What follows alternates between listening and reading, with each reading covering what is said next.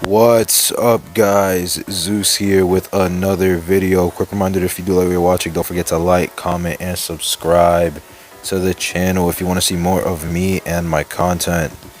Now, we have hit December of 2021. Can you believe it's almost the end of the year? I can't believe it's almost the end of the year. Now, before the actual video starts, I just want to say before we head off to the new year and for Christmas at those that celebrate it, I'm thankful, that the year has blessed me with this community and everything. I want to say that a little bit of a mix of Thanksgiving and a bit of the new year, and I hope that the new year brings me only more people that support me and that I can call a community. So yeah, just some little, what's the word I'm looking for? Like happy?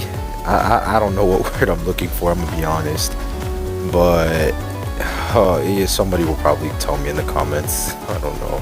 Yeah, now into the topic of the video. As you can tell by the title of the video, yes, I lagged out and I still managed to win as the new hunter in IDV, So pretty much what was happening in this match, this was yesterday, this was last night. Nightmare, it was like a day after Nightmare's release when I actually played him, and I'm just like, okay, let me try the new hunter to see how he actually goes. And then lo and behold, I lag out. So as you see right here on screen, everything is frozen, everything is gone, and it's just like, Jesus Christ, what the hell?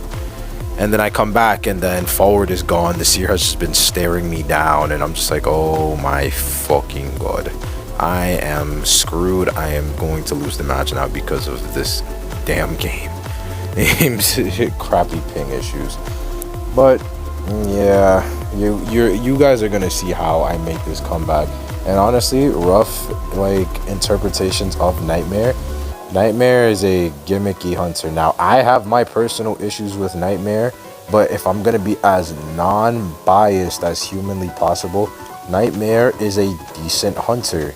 He's just a very snowball hunter. He's like Wax Artist in the sense. I would consider this hunter, I would consider him better than Wax Artist. Like, all the way better than Wax Artist, just because of the fact Cypher Pressure. And because of the fact that, built-in TP like a Wu-Chang, although it has a higher cooldown, but still, if you run double TP, then it's pretty much the equivalent to the same effect.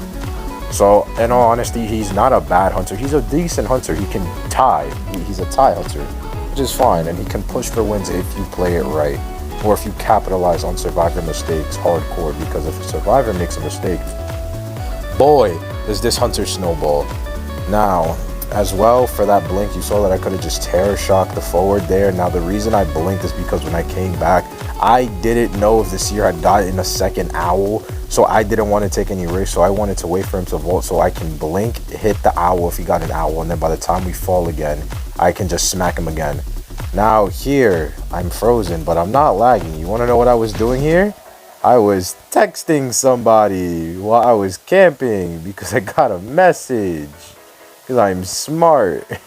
Yeah, somebody texted me and I just okay, while I'm camping, let me just respond to the text message real quick. I did not take this match seriously in the slightest. But regardless, that's not the point of the video. The point of the video is that I'm going to make the most clutch comeback of your whole life that you will ever see to exist. So yeah. But I still make some goofball plays anyway because, this is Zeus IDV. If I don't make a stupid move, or if I don't fuck up a fucking play, or my game sense fails me, it isn't me.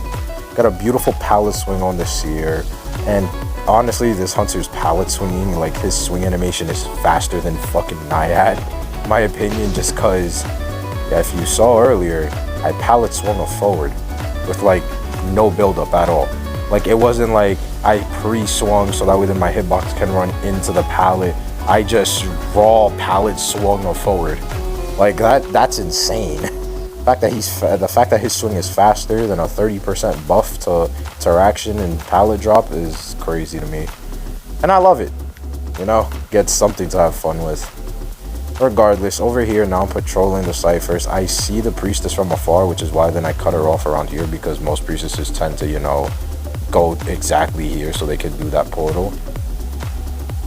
And as you can see, if you can play close attention, I am turning on and off the lock on skill button, and the main reason I'm doing that is because I want to constantly switch off of the lock, so that way then there's no of me thing. There's no of me swinging at another survivor and then I instantly turn around because you know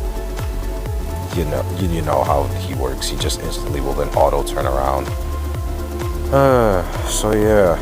So here I end up switching over to the lucky guy, and now you see I switched to abnormal because in the game I didn't hear the cipher.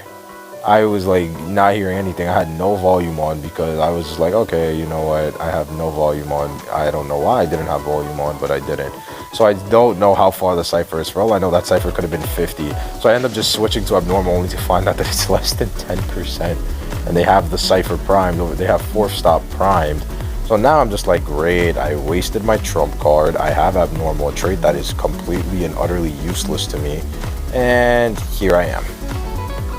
So at this point, it just gets to the okay, well, I'm gonna tie. I'm gonna barely tie this match. And now I'm screaming to myself, oh my god, I'm dumb. I could have won. I threw a win. Because it's just like, he's very capable of being able to get wins in the late game. You just need to play your late game extremely smart. Like, I feel like this hunter is a very hardcore late game hunter. Like, very, very hardcore hunter for late game. Because, like, he can definitely, even if he gets, like, I'm not going to go as far as to say, like, if he gets 5 cipher kited, he can get wins or something. But it's like, if he gets full presence and it's, like, 2 ciphers remaining, he can still very much win the game. Like, there's still a possibility he can still win the game. Like, if the survivors get too comfortable and Nightmare is, like, you know, putting the pressure on, trying to make sure he plays everything correctly, he can very much still get the win. Like, right here, I threw a crow, and then I locked onto the lucky guy. The lucky guy is down, and Seer is now running away all the way to the gate. And now, all of a sudden, after that horrible mistake that I made, I'm going to be able to get a 4K. So, yeah. With that being said, that's going to be the end of the video. You guys are going to see how the rest of the match plays out. But now for some quick announcements and updates. If you're in my Discord server, you know that I made a ping a while back ago about a new training server that I'm going to be making after a certain somebody. So yeah, I'm going to be making that server but better, and this server is going to be focused on the competitive aspect, as in this server will help form new competitive teams so we don't have the same 2 teams competing for one spot in COA. And also so that way then, you know, the NAU server can get some flavor if I do. So yeah, that server is being in the midst right now. I'm working on basic training videos as well for new players, so that way then the server is new player friendly. But with that being said, that's going to be the end of the video. I'm Zeus and I'm out. Love you all.